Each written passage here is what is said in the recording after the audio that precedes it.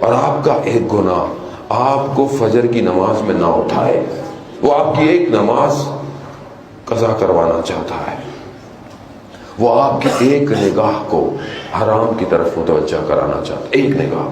اور آپ جانتے ہیں امام خمینی کہتے ہیں کہ ایک نگاہ نامحرم انسان کو صدیوں کے فاصلے میں پھینک دیتی ہے۔ میری تو زندگی صدی ہے ہی نہیں، اور میں نے ایک اور عالم کا قول پڑھا جو کہتے تھے کہ ایک نگاہ نامحرم 2000 سال پیچھے پھینک دیتی ہے۔ 2000 سال!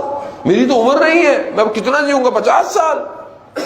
50 سال بھی جیتا ہوں تو میں 1950 سال مائنس ہوں۔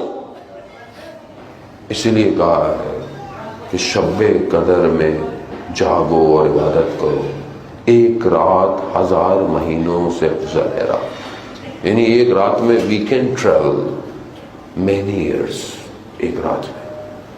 سمجھیں، اپنے دلوں کو پاک کریں۔ میں بہرحال جوان بیٹھے واقعہ میں پہلے کئی دفعہ پڑھ چکا ہوں، بہرحال ان کے قلوب کے منور کے لیے کہ کتنا اہم ہے یہ جوان۔ میر داماد کا واقعہ کہ جو عالم دین تھے ان کے لیے، ان کے والد کے لیے کہا جاتا ہے۔ اصفہان کا واقعہ، اصفہان میں تھے، بادشاہ کے گھر، جو بادشاہ تھا اس کے گھر میں جھگڑا ہو گیا، ایک بیٹی بادشاہ کے گھر سے نکل گئی۔ بادشاہ کو پتا چلا کہ اہل حرم میں سے بیٹی نہیں ہے، کہا ڈھونڈو، پورا شہر ڈھونڈتے رہے، نہیں ملی، رات ہو گئی، واپس آ گئے۔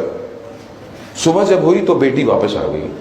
گھر والوں سے پوچھا بیٹی سالم ہے؟ کہاں بیٹی سالم ہے؟ کہا بیٹی کو بلاؤ۔ بڑے بولو کہاں گئی تھی؟ کہا میں ناراض ہوئی تو گھر سے نکل گئی، اور مجھے پتہ تو تھا نہیں، میں چلتے چلتے رات ہو گئی، بازار میں نے دیکھا کہ سب تو بند تھا، ایک دروازہ کھلا تھا، وہاں سے روشنی آ رہی تھی، میں اندر گئی تو دیکھا کوئی مدرسہ سا ہے، اس میں ایک حجرے میں شمع جل رہی ہے، میں اندر دیکھا تو ایک لڑکا بیٹھا ہوا کچھ لکھ رہا تھا، تو میں اندر آیا تو میں نے جب اسے کہا کہ، اور اس نے مجھے رات گزاری اور میں واپس آ گئی۔ اس نے کہا تم نے کھایا کیا؟ کہا اس کے پاس پیاز اور روٹی تھی، اس نے مجھے وہی دی۔ اس نے کہا اس نے کیا کھایا؟ کہا اس کے پاس تھا ہی ایک بندے کا کھانا۔ کہا اس لڑکے کو بلاؤ، اس طالب علم کو بلاؤ۔ اس لڑکے کو بلایا، کہا کہ تم نے میری بیٹی کو دیکھا تھا؟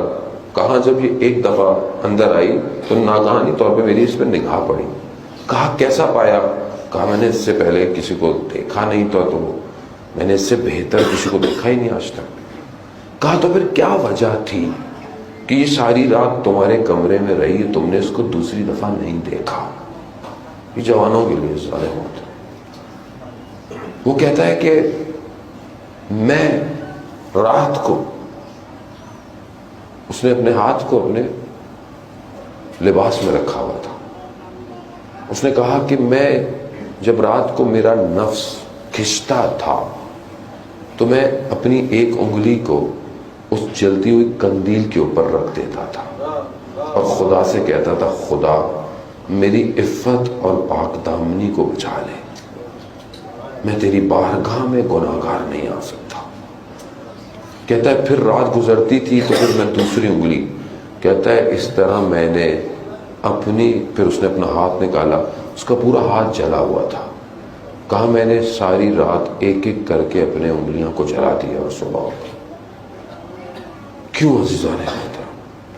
کیونکہ آتش جہنم کئی زیادہ خطرناک ہے اس آگ سے، بہت خطرناک ہے۔ میرا چوتھا امام سجدے کی حالت میں ہے، گھر میں شور ہوا کہ آگ لگ گئی ہے، امام نے سر نہیں ہٹایا۔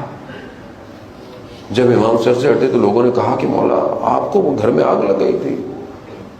امام فرماتے ہیں کہ وہ جو آخرت کی آگ ہے وہ اس آگ سے زیادہ خطرناک ہے، خطرہ ہے، متوجہ ہوں، یہ تھوڑی دیر کی لذت ہے۔ میرا امام مولا کائنات علی ابن ابی طالب علیہ السلام،